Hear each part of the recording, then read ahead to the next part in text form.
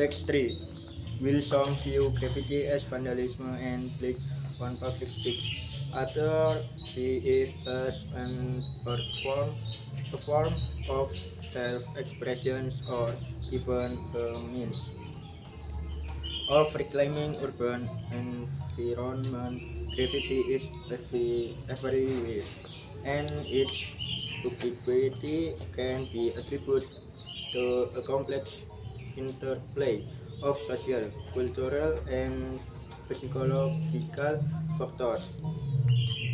Here are my reasons why graffiti is everywhere. Graffiti offers individuals a powerful platform to express their thoughts, emotions, and artistic inclination. For many, it serves as a medium to voice their discount, share political view, or simple leave their mark on the world. The act of graffiti can be seen as a form of rebellion against societal norms and a way to assert one's presence in a world that often marginals contains voice. Graffiti is often closely associated with youth culture. It's a means for young people to establish their identities, find their place in society, Ilan sih? and connect with their peers. This subculture often values the thrill of illegal artistic expression and the challenge of creating work in public space without permissions. Cities with a dense population and diverse demographics provide an fertile ground for graffiti to thrive. Urban landscapes offer contrast, then canvas from walls to trench bridge and abandoned buildings. The concrete junction of cities are prime real estate for graffiti artists seeking visibility. The omnipresence of graffiti transcends mere acts of vandalism, reflecting a complex tapestry of human expression, social dynamics, and cultural evolution. Graffiti's ubiquity from bustling metropolis to petty neighborhoods is a testament to its enduring relevance. That's why I think graffiti is everywhere. Text 4. The Elves and the Shoemaker. Once upon a time there was a painter. He was a good painter and he made a much living for his wife and himself. All was well except for one thing. The painter didn't want to be a painter, he wanted to be a shoemaker. I'm trucking my way through life. He went to his grave one morning.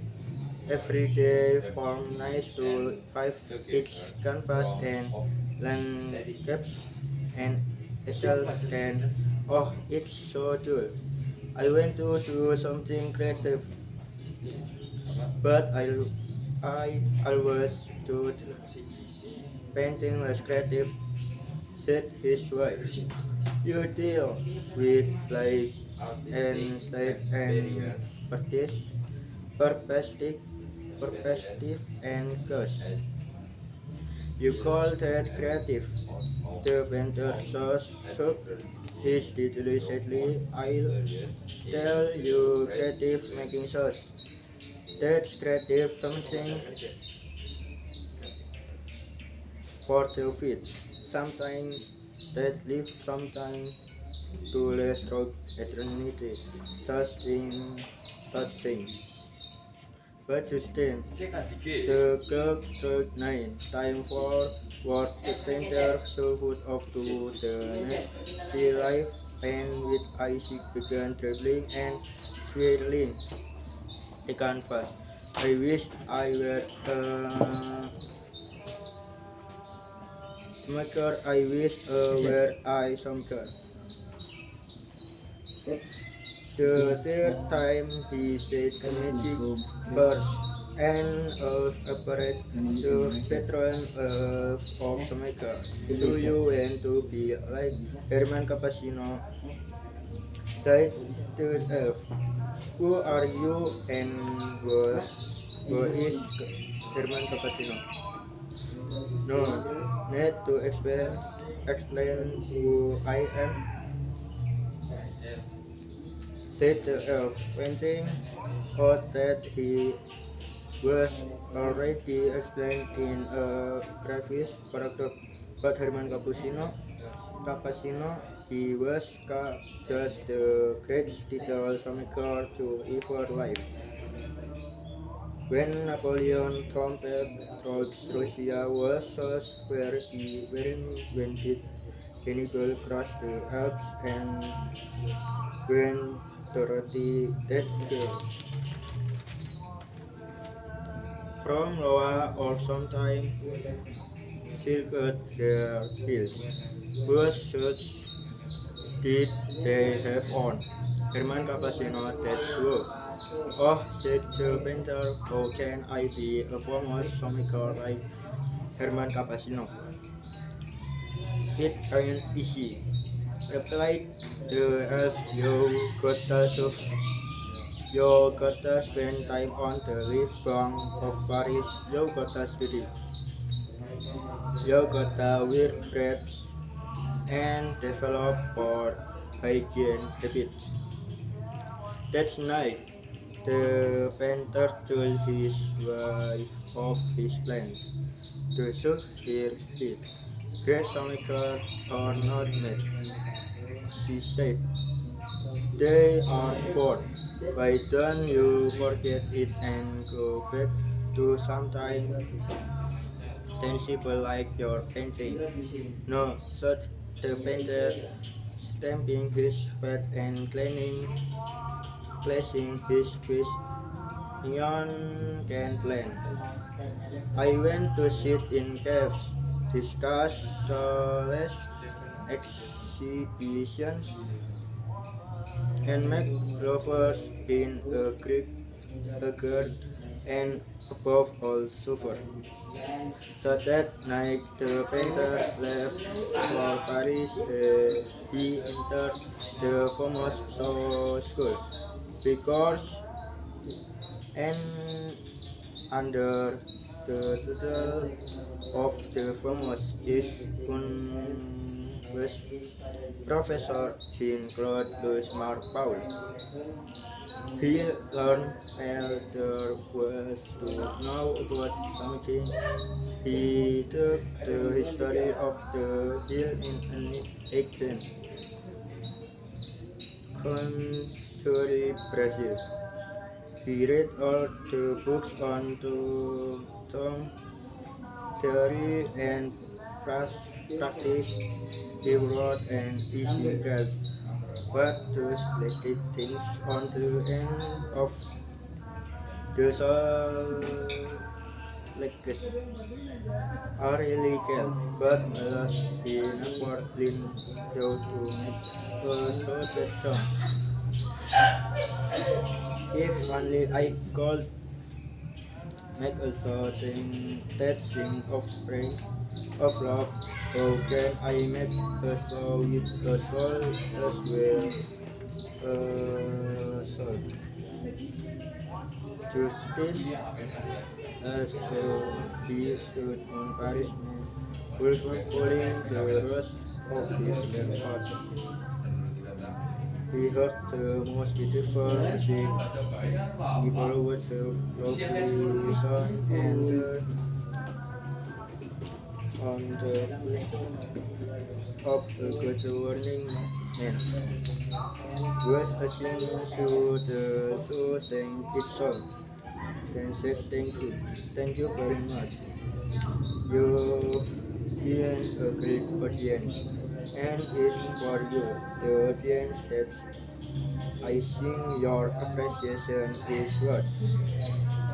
No, that is truly a sweet gesture. Interrupt the painter. I must have that too. He read down and started pulling it off. What are you doing? The man. I just went to know your source. I got them in Elfasville. Elfasville. Wait, that was the painter's hometown. He had been suffering around Europe when he called home making such that sang. So the painter returned to Elfasville and found that everyone in town was bringing the same exclusivity singing shows. Where did you get those exclusivity singing shows? He has got a pleasure 23, 11 such bulldog your turn left, go Potter. Your turn, have to tell me, exclaimed the painter. I know that place inside out. And sure not. When the painter got home, he found the wall of his cortical line with exclusive shows. All of them singing merrily. Why? And what did he feel sitting in the cupboard bench but his wife? Why didn't you tell me you made this singing shows? He asked. He asked. You never asked me. And so from that day on, the painter went back to Russell Ferry J from 9 to 5. Eventually, his paintings started selling like buttocks, and he became very famous painter in that, and his painting hung in all the famous museums in Europe. But he never did become a filmmaker and had to be content with just being a wealthy man. Which just goes to prove not everybody can be Herman Capasino, whatever that means.